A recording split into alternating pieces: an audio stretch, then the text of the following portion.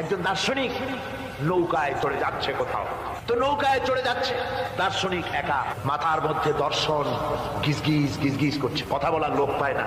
এখন মাঝির সাথেই কথা বলার সিদ্ধান্ত নিল। শেষ পর্যন্ত বললো, রে মাঝি, কত বছর নৌকা চালাও? তা তো বহুত বছর, জীবনটাই কাটাই দিলাম। ভূগোল চেনো? কখনো দেখেছো? কই যে না, ভূগোল আমি দেখবো কোথাতে, আমি হলাম গরিব মানুষ, এগুলি ধনীদের কাম, তারা হয়তো খায় টায়, আমি ভূগোল দেখিও নাই খাইও নাই। বলে, আশ্চর্য কথা, ভূগোল মানুষে খায় নাকি? জীবনটা তো চারে নেই, নষ্ট করে ফেলাইছে।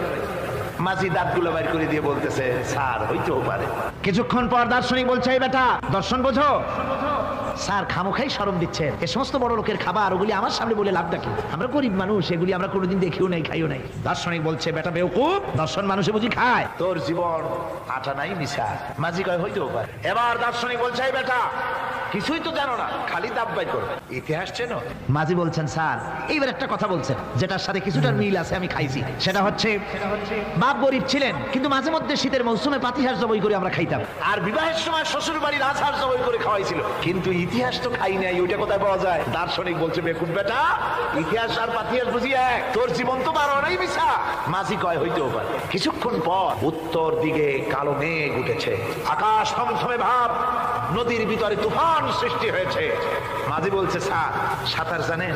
কয় যে না মাঝি, সাঁতার তো জানি না। মাঝি কয়, স্যার ভূগোল, দর্শন, ইতিহাস 3 সাবজেক্টে আমার জীবন 12 আনা মিশা, এখন তো দেখি এক সাবজেক্টে 16 আনাই মিশা আপনার।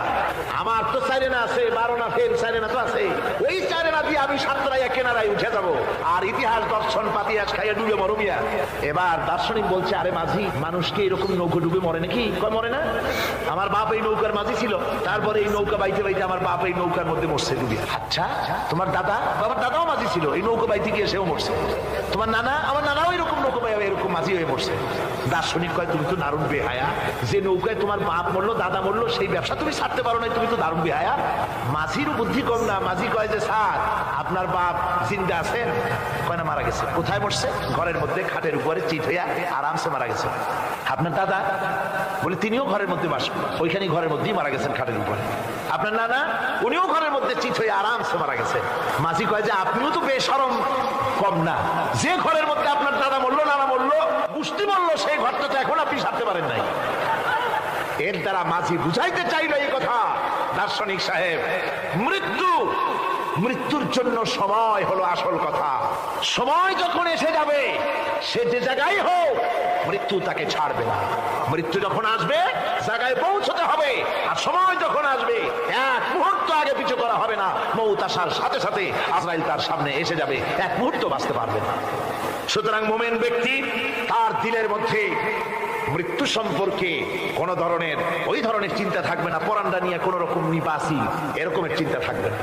জীবন আল্লাহ দিয়েছেন, আল্লাহ নিবেন, সময় আসলে এক মুহূর্ত দেরি করা হবে না। সুতরাং সেই জীবনটা যিনি দিয়েছেন, তার রাস্তায় যাওয়ার জন্যই সে তৈরি থাকবে। এটা হলো মুমিনের কোয়ালিটি।